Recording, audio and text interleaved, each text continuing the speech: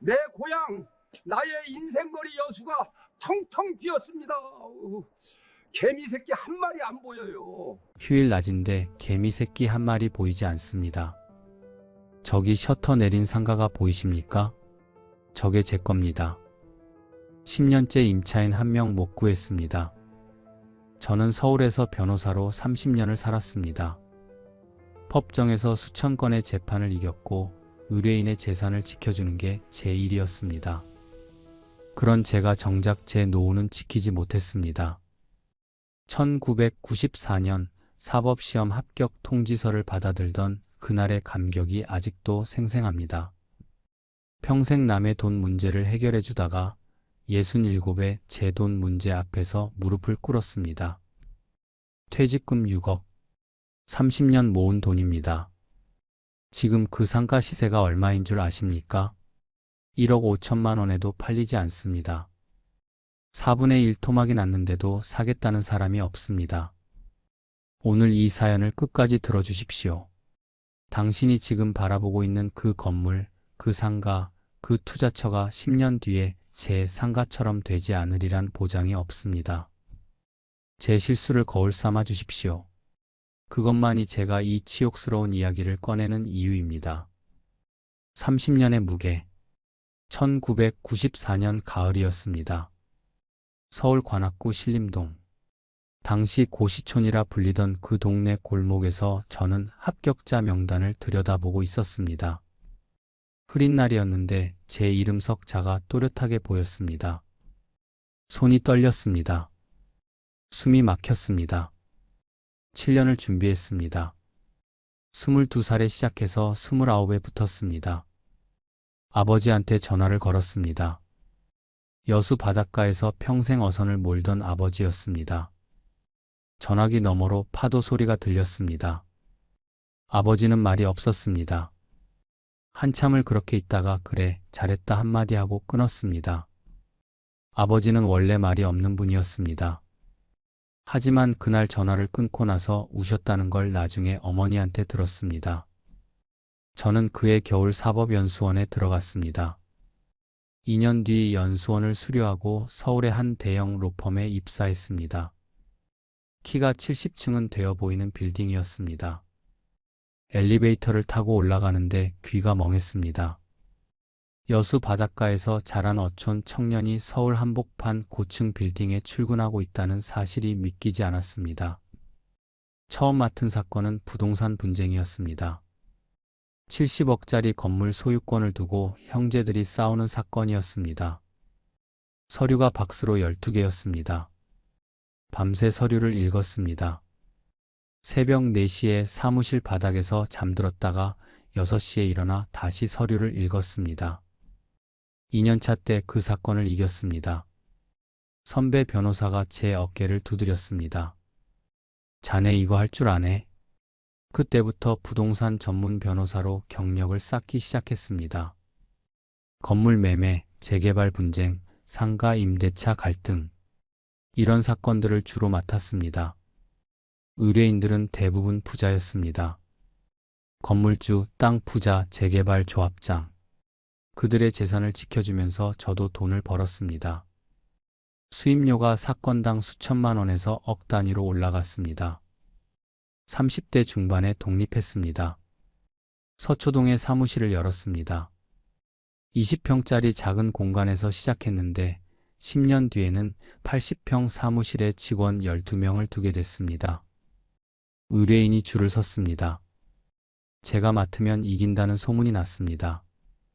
실제로 승률이 90%가 넘었습니다. 법정에서 지는 게 뭔지 까먹을 정도였습니다. 그렇게 30년이 흘렀습니다. 어느 날 거울을 보니까 머리가 하얗게 샜습니다. 손등에 검버섯이 보였습니다. 아침에 일어나면 허리가 뻣뻣했습니다. 65이 됐습니다.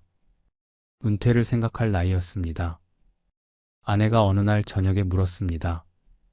여보, 언제까지 할 거야? 저는 국을 떠먹다가 숟가락을 내려놓았습니다. 언제까지?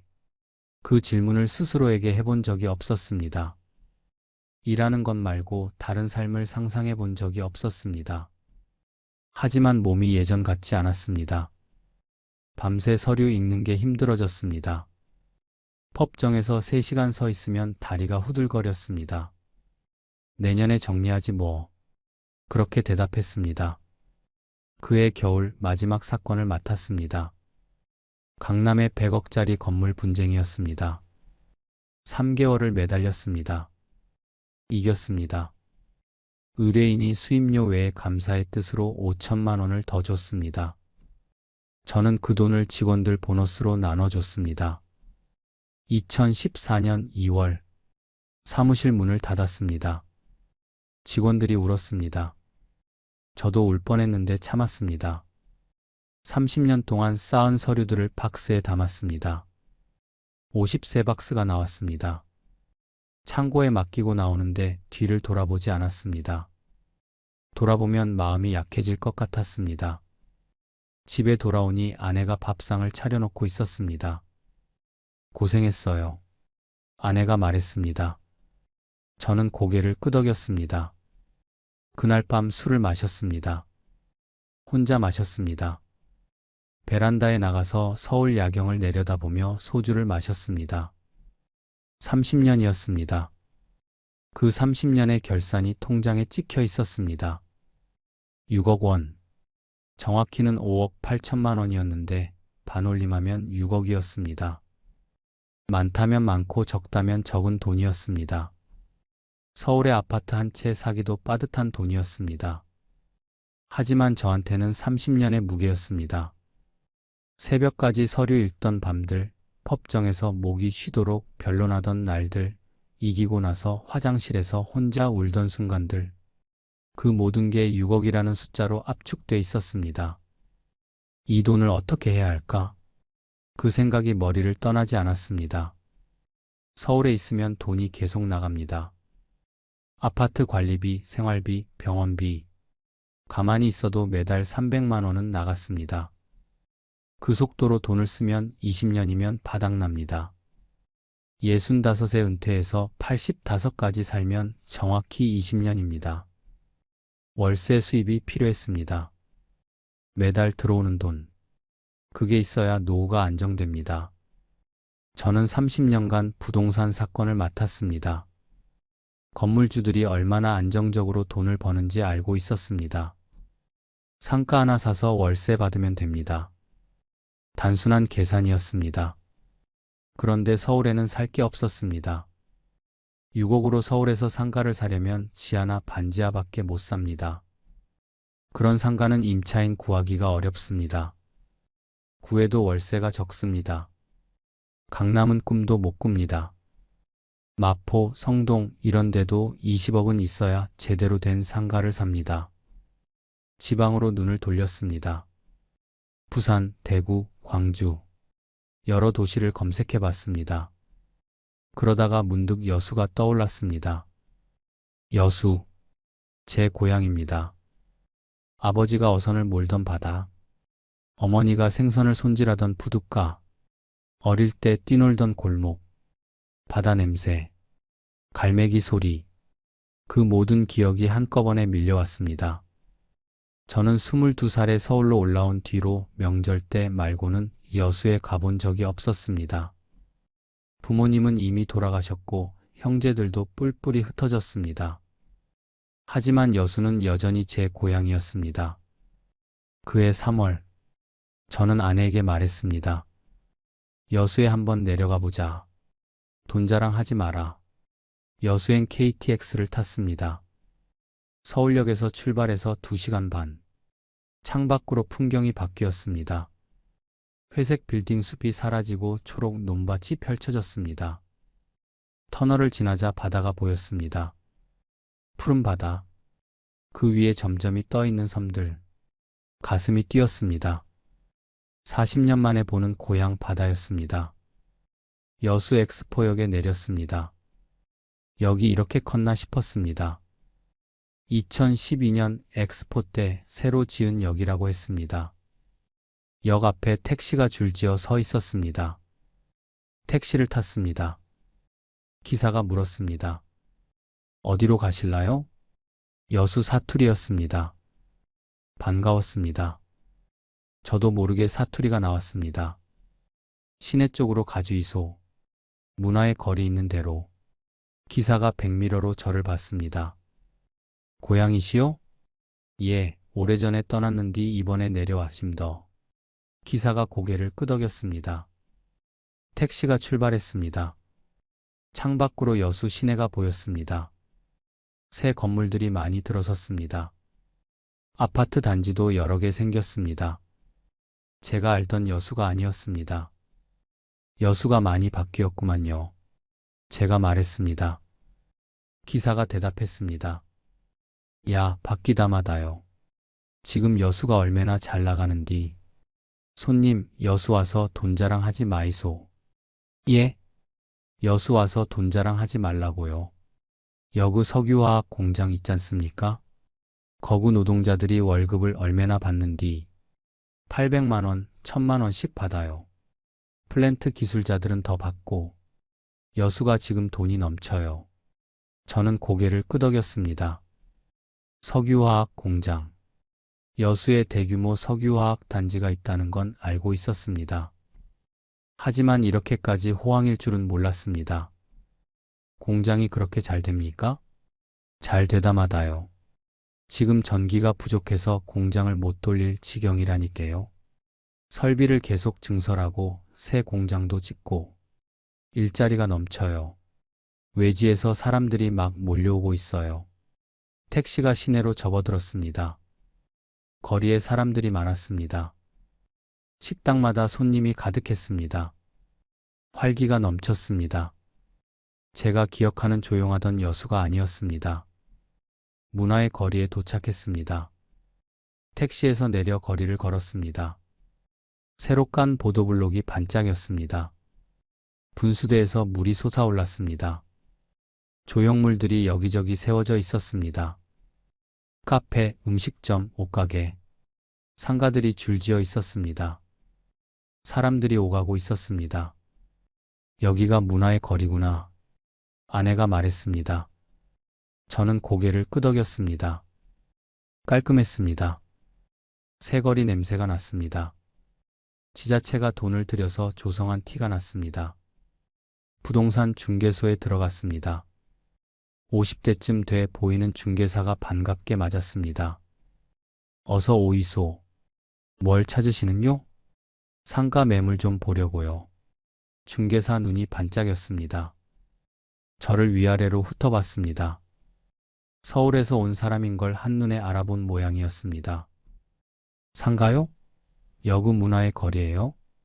예, 투자 목적입니다. 중개사가 고개를 끄덕였습니다. 서류철을 꺼내더니 매물들을 보여줬습니다. 손님 잘 오셨어요. 지금 여수 상가가 딱 좋을 때입니다. 석유화학 호황이라 사람들이 막 몰려오고 있거든요. 문화의 거리도 지자체에서 60억을 들여서 조성했는디 앞으로 더 좋아질 겁니다. 60억. 그 숫자가 귀에 꽂혔습니다. 지자체가 60억을 투입했다. 그 정도 돈을 들였으면 이 거리를 살리겠다는 의지가 확실한 겁니다. 국민 세금을 그렇게 쏟아부었는데 망하게 내버려 둘 리가 없습니다. 매물 좀 보여주십시오. 중개사가 여러 매물을 보여줬습니다. 그중 하나가 눈에 들어왔습니다. 2층짜리 상가였습니다. 1층은 점포, 2층은 사무실로 쓸 수 있는 구조였습니다. 위치도 좋았습니다. 문화의 거리 중심부에 있었습니다. 이거 얼마입니까? 6억이요. 6억. 제 퇴직금과 딱 맞았습니다. 우연의 일치라고 생각했습니다. 아니, 운명이라고 생각했습니다. 고향 여수, 문화의 거리, 6억. 모든 게 맞아떨어지는 것 같았습니다. 현장 좀 보겠습니다. 중개사와 함께 상가를 보러 갔습니다. 2층짜리 건물이었습니다. 외관은 깔끔했습니다. 1층 점포는 비어 있었습니다. 전 임차인이 나간 지 2달 됐다고 했습니다. 왜 나갔습니까? 사업 접고 다른 데로 갔다 하더라고요. 개인 사정이지 여구 문제는 아닙니다. 보이소, 여그 위치가 얼마나 좋은디. 문화의 거리 중심이잖아요. 조금만 있으면 임차인 금방 구할 수 있어요. 저는 건물 안팎을 살폈습니다. 30년 경력의 부동산 전문 변호사였습니다. 건물 보는 눈은 있었습니다. 구조는 괜찮았습니다. 하자도 눈에 띄지 않았습니다. 밖으로 나와서 거리를 다시 둘러봤습니다. 점심때라 그런지 사람들이 많았습니다. 직장인들이 식당으로 들어가고 있었습니다. 작업복 입은 노동자들도 보였습니다. 플랜트 노동자들인 것 같았습니다. 저 사람들이 여기서 밥 먹고 술 마시고 하는 겁니까? 그럼요. 석유화학 공장 노동자들이 여기 많이 와요. 월급날 되면 난리입니다. 술집마다 사람이 꽉 차요. 저는 고개를 끄덕였습니다. 수요가 있었습니다. 노동자들이 돈을 쓸어 오는 거리였습니다. 지자체가 60억을 들여서 조성한 거리였습니다. 나쁘지 않았습니다. 아내가 제 팔을 잡았습니다. 여보, 좀 더 알아보고 결정하는 게 어때요? 아내 말이 맞았습니다. 더 알아봐야 했습니다. 다른 매물도 비교해 봐야 했습니다. 시장 조사도 해야 했습니다. 저는 30년간 의뢰인들에게 항상 그렇게 조언했습니다. 서두르지 마십시오. 충분히 알아보고 결정하십시오. 하지만 그날 저는 이상하게 마음이 급했습니다. 여기 좋아 보이는데? 제가 말했습니다. 아내가 걱정스러운 눈으로 저를 봤습니다. 그래도 좀 더 생각해보자. 6억이 작은 돈이 아니잖아. 맞는 말이었습니다. 하지만 저는 이미 마음이 기울어 있었습니다. 고향에 투자한다는 생각이 저를 사로잡고 있었습니다. 여수에서 돈 자랑하지 말라. 택시기사의 말이 계속 맴돌았습니다. 이렇게 호황인 도시에 투자하면 손해볼 리가 없었습니다. 그날 밤 여수 시내 모텔에서 잠을 잤습니다. 창문을 열자 바다 바람이 들어왔습니다. 짭조름한 냄새, 파도 소리, 어릴 때 맡던 그 냄새였습니다.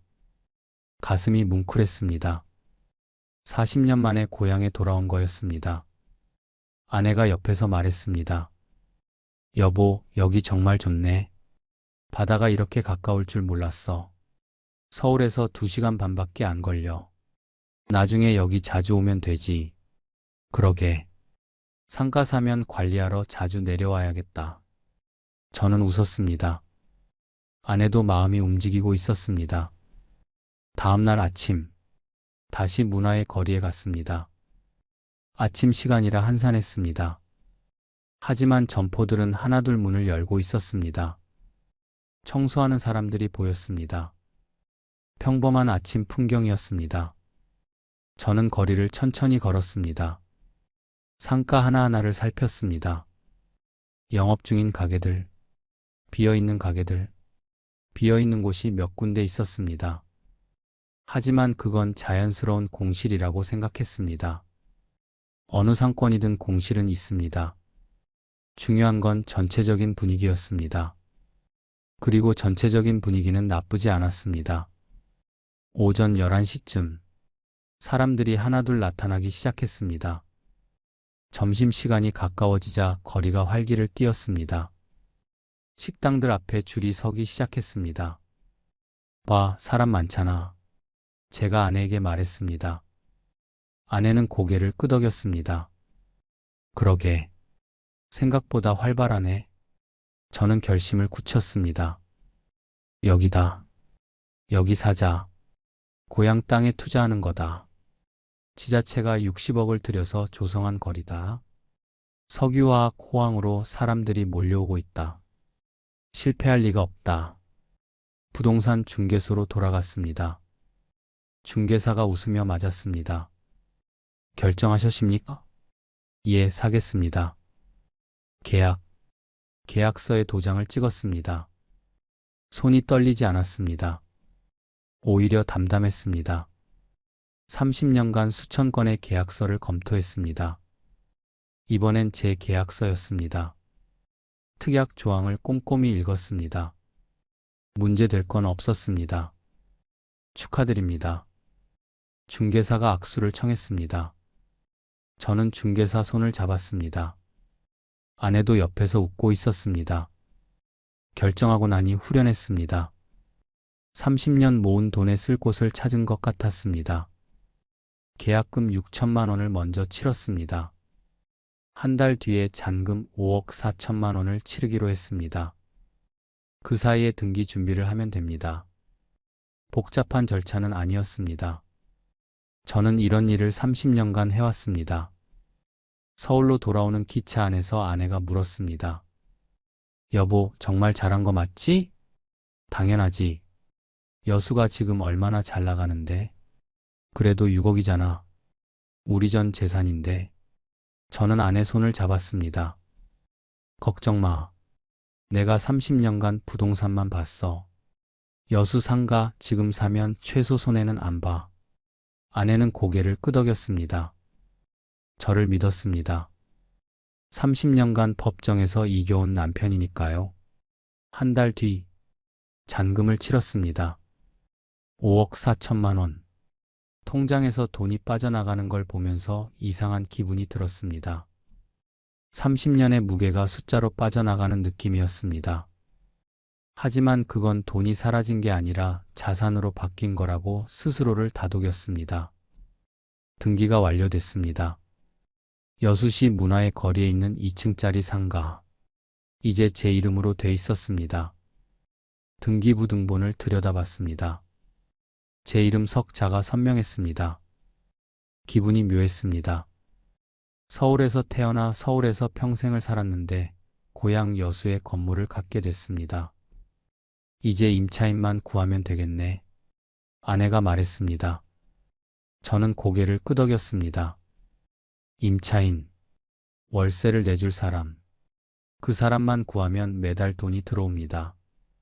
문화의 거리 중심부에 있는 상가입니다. 금방 구할 수 있을 거라고 생각했습니다. 부동산 중개소에 임대 의뢰를 했습니다. 중개사가 말했습니다. 월세 얼마 받으실랍니까? 저는 주변 시세를 물어봤습니다. 비슷한 규모 상가들이 월세 250만 원에서 300만 원 사이였습니다. 보증금은 3천만 원 정도였습니다. 보증금 3천에 월세 250만 원으로 해주십시오. 알겠습니다. 금방 연락할 겁니다. 저는 중개사 말을 믿었습니다. 문화의 거리 중심부입니다. 석유화학 호황으로 사람들이 넘쳐납니다. 금방 연락이 올 거라고 생각했습니다. 일주일이 지났습니다. 연락이 없었습니다. 2주일이 지났습니다. 여전히 없었습니다. 중개소에 전화를 걸었습니다. 아직 연락 온 거 없습니까? 아, 예. 아직은요. 근디 걱정 마이소. 좋은 자리라서 금방 구해질 겁니다. 한 달이 지났습니다. 임차인은 나타나지 않았습니다. 저는 이상하다고 생각했습니다. 분명히 좋은 위치인데, 문화의 거리 중심부인데, 왜 사람들이 안 오는 걸까? 직접 여수에 내려갔습니다. 상가를 다시 봤습니다. 셔터가 내려져 있었습니다. 옆 상가도 셔터가 내려져 있었습니다. 건너편 상가도 비어 있었습니다. 분명히 처음 왔을 때는 사람이 많았는데 중개소에 들렀습니다. 왜 이렇게 상가가 비어 있습니까? 중개사가 머뭇거렸습니다. 아, 그게 요즘 좀 경기가 안 좋아서요. 경기가 안 좋다고요? 석유화학 호황이라면서요? 중개사가 한숨을 쉬었습니다. 손님, 그게 최근에 좀 상황이 바뀌었어요. 저는 가슴이 철렁했습니다. 뭐가 바뀌었는데요? 중개사가 말했습니다. 플랜트 공사가 많이 줄었어요.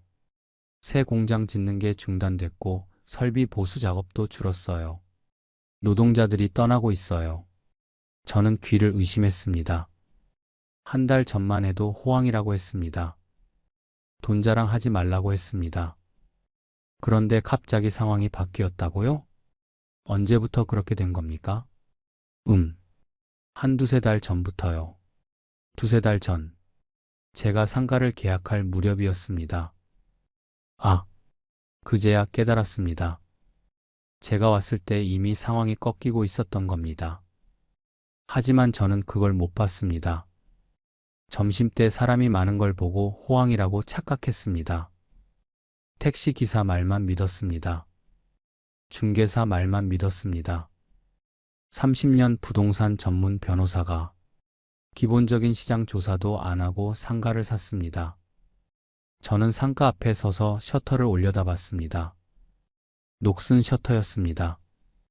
바닷바람 때문에 금방 녹이 쓴다고 했습니다. 셔터 위에 임대문이라고 적힌 종이가 붙어 있었습니다.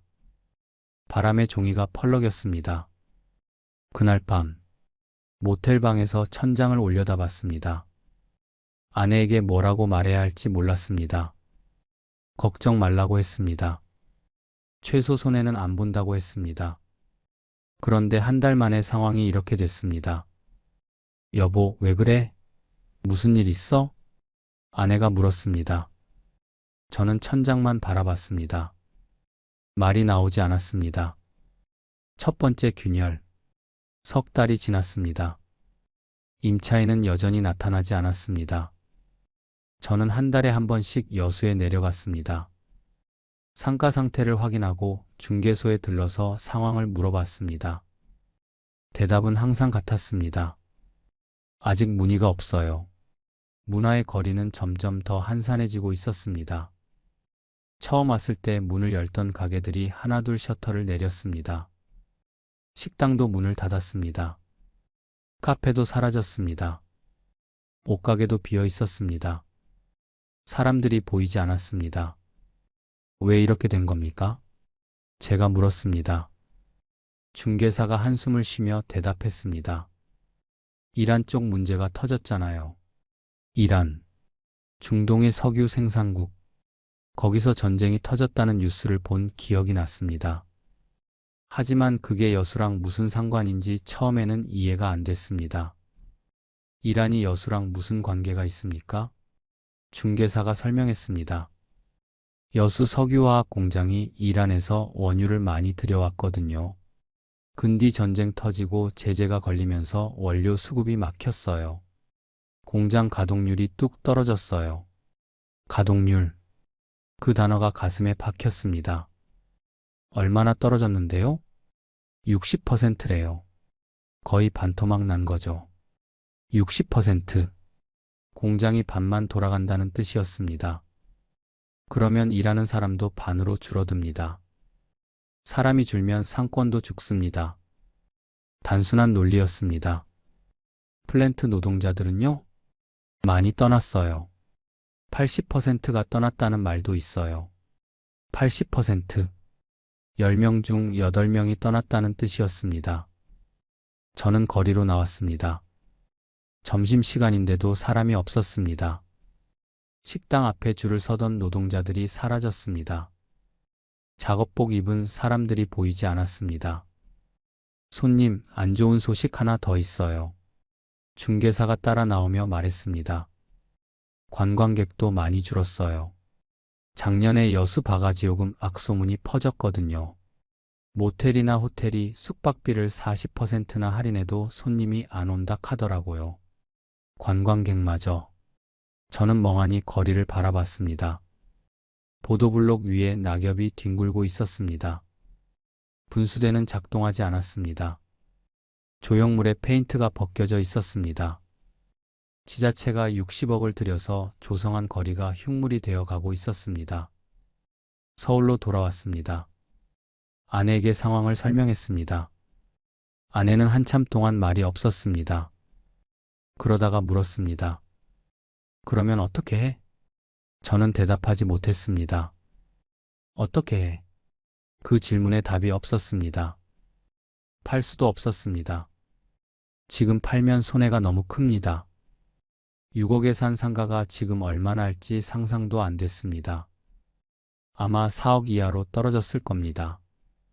2억을 날리는 겁니다. 그렇다고 갖고 있자니 돈이 계속 나갔습니다. 관리비. 매달 30만 원씩 나갔습니다. 비어 있어도 관리비는 내야 합니다. 에어컨 안 틀어도 불 안 켜도 관리비는 청구됐습니다. 재산세 1년에 800만 원이었습니다. 건물이 있으면 세금을 내야 합니다. 비어 있어도 세금은 똑같았습니다. 종합부동산세는 없었습니다. 단독 상가라서. 하지만 건강보험료가 올랐습니다. 건물 소유하니까 재산이 잡혔습니다. 매달 20만 원씩 더 나갔습니다. 계산해 봤습니다. 관리비 30만 원, 보험료 20만 원. 이것만 해도 매달 50만 원이었습니다. 거기에 재산세 월 평균 70만 원을 더하면 매달 120만 원이 나갔습니다. 수입은 제로였습니다. 매달 120만 원씩 마이너스였습니다. 1년이면 1,440만 원, 10년이면 1억 4천만 원. 저는 계산기를 내려놓았습니다. 손이 떨렸습니다. 이게 뭐지? 30년 모은 돈으로 산 상가가 돈을 빨아먹고 있었습니다. 수입은 없고 지출만 있었습니다. 자산이 아니라 부채였습니다. 그날 밤 잠이 오지 않았습니다. 천장을 올려다보며 생각했습니다. 어디서부터 잘못된 걸까? 여수에 가지 말았어야 했을까? 상가를 사지 말았어야 했을까?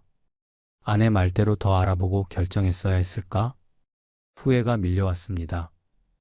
30년 경력의 부동산 전문 변호사가 이런 실수를 하다니. 의뢰인들에게는 항상 말했습니다. 서두르지 마십시오. 충분히 알아보십시오. 감정에 휘둘리지 마십시오. 저는 정작 제 일에서는 그 원칙을 지키지 않았습니다. 고향이라는 감정에 휘둘렸습니다. 호황이라는 말에 서둘렀습니다. 충분히 알아보지 않았습니다. 창밖으로 서울 야경이 보였습니다. 수백만 개의 불빛이 반짝이고 있었습니다. 저 불빛들 아래에서 사람들이 살고 있습니다. 각자의 삶을 살고 있습니다. 그 중에 저처럼 실수한 사람이 얼마나 될까요? 아내가 옆에서 잠들어 있었습니다. 아내 얼굴을 바라봤습니다. 주름이 많아졌습니다. 흰머리도 늘었습니다. 30년을 함께 산 아내였습니다. 저를 믿고 따라온 아내였습니다. 미안했습니다. 미안해. 작게 말했습니다. 아내는 듣지 못했습니다. 잠들어 있었으니까요. 무너지는 호황. 1년이 지났습니다. 상황은 더 나빠졌습니다. 여수 석유화학단지의 경기는 회복되지 않았습니다. 오히려 더 악화됐습니다. 국제 유가가 출렁이고 중국산 저가 제품이 밀려들고 환율까지 불안정해졌습니다. 공장 가동률은 60%에서 더 떨어져서 50% 아래로 내려갔습니다. 플랜트 노동자들은 거의 다 떠났습니다. 처음에는 80%가 떠났다고 했는데 지금은 90%가 떠났다고 합니다. 남은 사람들도 언제 떠날지 모릅니다. 일이 없으니까요. 문화의 거리는 유령의 거리가 됐습니다. 제가 한 달에 한 번씩 내려갈 때마다 셔터 내린 상가가 늘어났습니다. 처음에는 10개 중 3개가 비어 있었습니다. 1년 뒤에는 10개 중 7개가 비어 있었습니다. 손님, 솔직히 말씀드릴게요. 중개사가 어느 날 저를 불러 세웠습니다. 임차인 구하기 힘들어요. 월세를 낮춰야 해요. 얼마나요? 일단 보증금 2천에 월세 150만 원으로 내려봅시다. 저는 이를 악물었습니다. 처음에 보증금 3천에 월세 250만 원을 받으려고 했습니다. 그런데 1년 만에 보증금 1,000만 원, 월세 100만 원이 깎였습니다. 그렇게 해봅시다. 어쩔 수 없었습니다. 그런데 월세를 낮춰도 임차인은 나타나지 않았습니다. 석 달이 지나도 연락이 없었습니다. 중개사가 또 전화를 걸어왔습니다. 손님, 보증금 1,000만 원에 월세 100만 원으로 더 낮춰야 할 것 같아요. 월세 100만 원. 처음 계획의 4분의 1도 안 됐습니다. 저는 수화기를 내려놓고 한참을 앉아 있었습니다. 월세 100만 원. 그것도 받을 수 있다면 다행이었습니다. 하지만 그 돈으로는 관리비와 세금도 못 냅니다. 매달 20만 원씩 마이너스입니다. 그래도 임차인이 있는 게 낫습니다. 건물이 비어 있으면 더 빨리 망가집니다. 사람이 있어야 환기도 되고 관리도 됩니다. 비어 있으면 곰팡이가 피고 파이프가 녹슬고 벽에 금이 갑니다. 좋습니다. 그렇게 해주십시오. 저는 동의했습니다. 그런데 이번에도 임차인이 나타나지 않았습니다. 6달이 지나도 연락이 없었습니다. 중개사가 또 전화를 걸어왔습니다. 손님, 문의가 하나 왔는데요. 가슴이 뛰었습니다. 드디어 임차인이 나타난 건가? 보증금 500에 월세 50만 원이면 들어오겠다고 하는데요. 월세 50만 원. 저는 수화기를 들고 말을 잃었습니다. 처음 계획의 5분의 1이었습니다. 보증금도 500만 원. 처음에 6분의 1이었습니다. 그게 최선입니까? 지금 여기 상황이 그래요. 이 조건이라도 받아야 비어있는 것보단 낫잖아요. 저는 한참을 고민했습니다. 50만 원. 관리비 30만 원을 빼면 20만 원 남습니다. 거기서 보험료 인상분 20만 원을 빼면 제로입니다. 재산세까지 생각하면 여전히 마이너스입니다. 하지만 비어있는 것보다는 나았습니다. 알겠습니다. 들여보내 주십시오. 그렇게 첫 임차인이 들어왔습니다. 상가를 산 지 1년 반 만이었습니다. 30대 초반의 젊은 여자였습니다. 네일샵을 열겠다고 했습니다. 여기서 잘 되겠어요? 제가 물었습니다. 젊은 여자가 대답했습니다. 글쎄요. 일단 해봐야죠. 월세가 싸니까. 그 말이 가슴에 박혔습니다. 저는 상가를 산 지 2년 만에 처음으로 월세를 받았습니다. 50만 원. 통장에 찍힌 숫자를 보면서 웃어야 할지 울어야 할지 몰랐습니다. 버티는 시간. 네일샵은 1년을 버텼습니다. 젊은 여자는 열심히 일했습니다. 매달 월세를 꼬박꼬박 냈습니다. 밀린 적이 한 번도 없었습니다. 저는 감사했습니다. 적어도 건물이 비어있지 않으니까요. 그런데 1년 뒤에 연락이 왔습니다. 사장님, 저 나가야 할 것 같아요. 왜요? 무슨 일 있어요? 손님이 너무 없어요. 하루에 한 명 올까 말까예요. 더 버티다가는 저도 망해요. 저는 말을 잇지 못했습니다. 월세를 더 깎아드릴까요? 아니에요. 월세 문제가 아니에요. 사람이 없어요. 이 거리에 사람이 없잖아요. 사람이 없다. 그 말이 맞았습니다. 문화의 거리에는 사람이 없었습니다. 휴일에도 평일에도 사람이 보이지 않았습니다. 노동자들은 다 떠났고 관광객도 오지 않았습니다. 지자체가 60억을 들여서 조성한 거리인데 개미 새끼 한 마리 보이지 않았습니다. 네일샵 주인이 나갔습니다. 상가가 다시 비었습니다. 셔터를 내리고 자물쇠를 채웠습니다. 임대 문의 종이를 다시 붙였습니다. 1년 전과 똑같은 종이였습니다.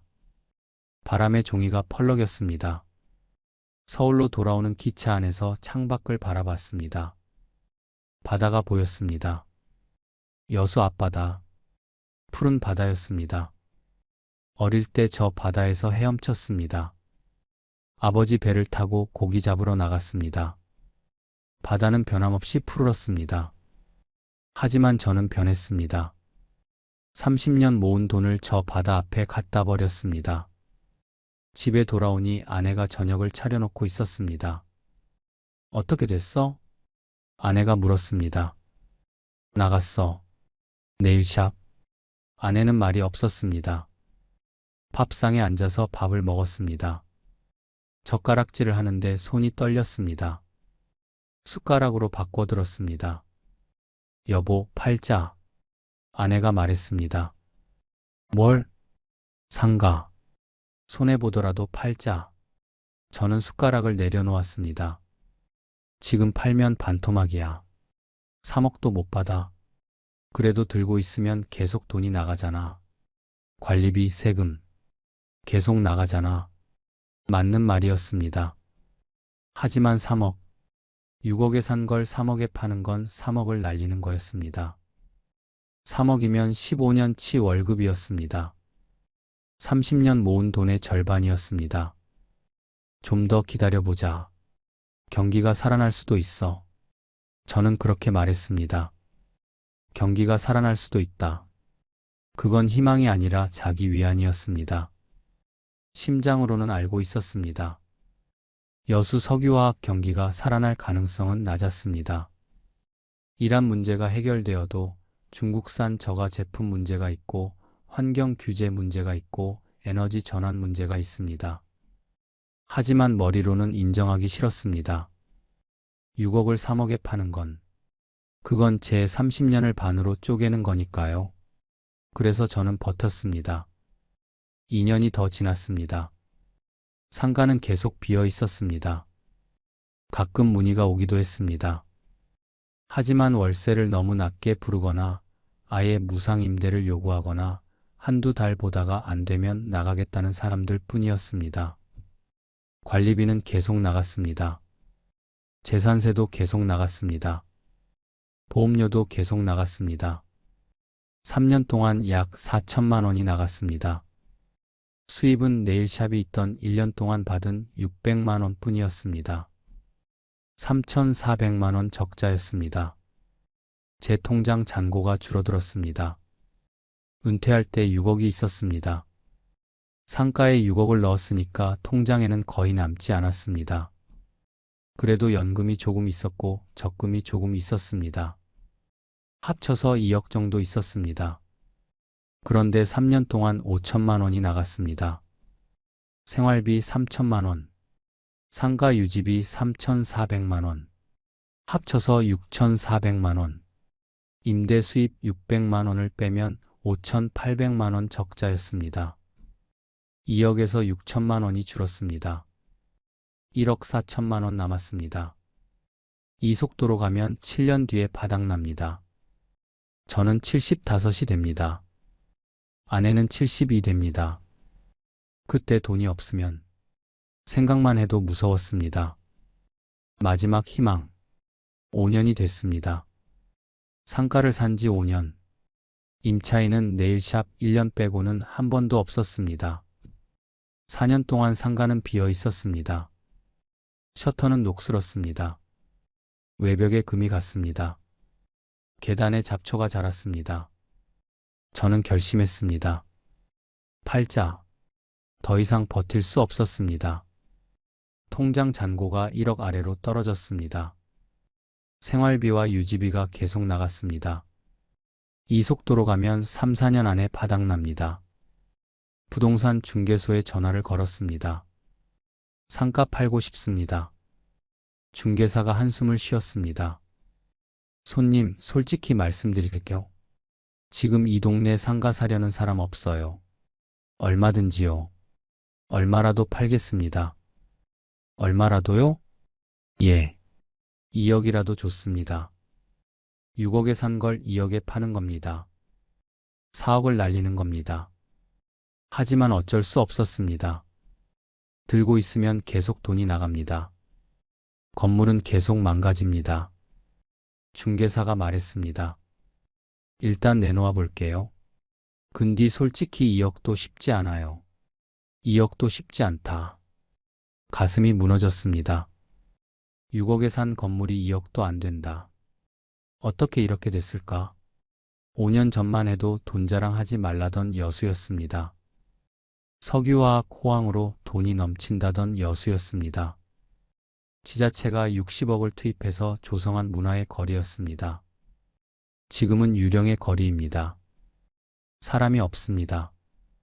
개미도 없습니다. 쥐새끼도 없습니다. 먹을 게 없으니까 동물도 안 옵니다.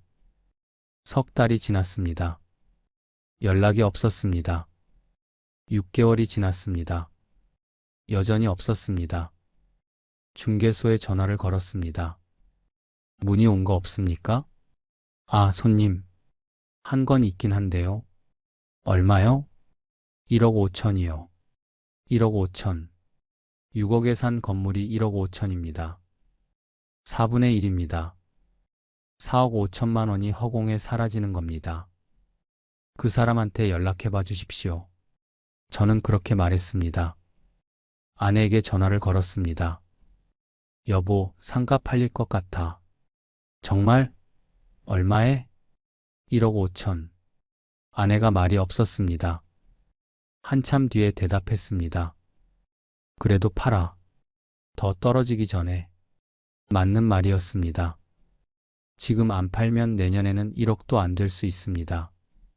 문화의 거리는 계속 망가지고 있습니다. 지자체는 손을 놨습니다. 상권은 완전히 죽었습니다. 그런데 일주일 뒤에 중개사한테 전화가 왔습니다. 손님, 그 사람 마음이 바뀌었대요. 예? 안 사겠대요. 다른 데 알아보겠대요. 저는 수화기를 들고 멍하니 서 있었습니다. 1억 5천에도 안 판다고, 4분의 1 가격에도 안 산다고. 그 뒤로도 여러 번 문의가 왔습니다. 하지만 다들 현장을 보고는 고개를 저었습니다. 너무 낡았다. 위치가 안 좋다. 상권이 죽었다. 이유는 다 달랐지만 결론은 같았습니다. 안 산다. 5년이 지나고 6년이 지나고 7년이 지났습니다. 상가는 여전히 제 이름으로 돼 있었습니다. 셔터는 더 녹슬었습니다. 외벽은 더 금이 갔습니다. 잡초는 더 무성해졌습니다. 건물이 죽어가고 있었습니다. 저도 늙어가고 있었습니다. 65에 은퇴해서 70이 됐습니다. 5년 사이에 머리가 더 휘어졌습니다. 허리가 더 굽었습니다. 눈이 침침해졌습니다. 귀도 어두워졌습니다. 통장 잔고는 5천만 원 아래로 떨어졌습니다. 연금과 적금을 다 합쳐도 8천만 원밖에 안 남았습니다. 이 속도로 가면 2, 3년 안에 바닥납니다. 아내가 어느 날 저녁에 물었습니다. 여보, 우리 어떻게 돼? 저는 대답하지 못했습니다. 어떻게 돼? 그 질문에 답이 없었습니다. 눈물. 10년이 됐습니다. 상가를 산 지 10년. 지금 제 나이 75입니다. 오늘 여수에 내려왔습니다. 문화의 거리에 섰습니다. 휴일 낮인데 사람이 보이지 않습니다. 개미 새끼 한 마리 없습니다. 까마귀 한 마리, 고양이 한 마리 보이지 않습니다. 쥐새끼도 사라졌습니다. 먹을 게 없으니까요. 제 상가가 저기 보입니다. 셔터가 내려져 있습니다. 녹이 슬어서 붉은색으로 변했습니다. 임대 문의 종이가 붙어 있는데 바람에 반쯤 찢어졌습니다. 10년 전에 붙인 종이입니다. 저는 거리를 걸었습니다. 보도블록이 깨져 있었습니다. 지자체가 60억 들여서 깔았다던 그 보도블록이 분수대는 작동하지 않았습니다. 물이 말라서 바닥에 이끼가 꼈습니다. 조형물은 페인트가 벗겨져서 흉물이 됐습니다. 혈세 60억을 쏟아부은 결과입니다. 제 퇴직금 6억을 쏟아부은 결과입니다. 지자체는 백약이 무효였습니다. 뭘 해도 상권은 살아나지 않았습니다. 보도블록 새로 깔고 분수대 만들고 조형물 세우면 사람이 온다고 생각했을까요? 그런 건 본질이 아니었습니다. 본질은 일자리입니다. 사람이 돈을 벌어야 돈을 씁니다. 석유화학 공장이 무너지니까 일자리가 사라졌습니다. 일자리가 사라지니까 사람이 떠났습니다. 사람이 떠나니까 상권이 죽었습니다. 상권이 죽으니까 제 상가도 죽었습니다. 단순한 논리였습니다. 저는 왜 이걸 몰랐을까요? 30년 부동산 전문 변호사가, 수천 건의 재판을 이긴 변호사가, 의뢰인의 재산을 지켜주던 변호사가 왜 이런 단순한 논리를 몰랐을까요? 알았습니다. 사실 알았습니다. 하지만 보고 싶은 것만 봤습니다. 택시 기사가 돈 자랑하지 말라고 했을 때 호황만 봤습니다. 중개사가 60억 투입했다고 했을 때 안정성만 봤습니다. 점심시간에 사람이 많은 걸 보고 수요만 봤습니다. 리스크는 안 봤습니다. 석유화학 경기가 언제든 꺾일 수 있다는 걸 안 봤습니다. 지자체 투자가 상권을 살린다는 보장이 없다는 걸 안 봤습니다. 지방 상권이 서울과 다르다는 걸 안 봤습니다. 고향이라는 감정이 눈을 가렸습니다.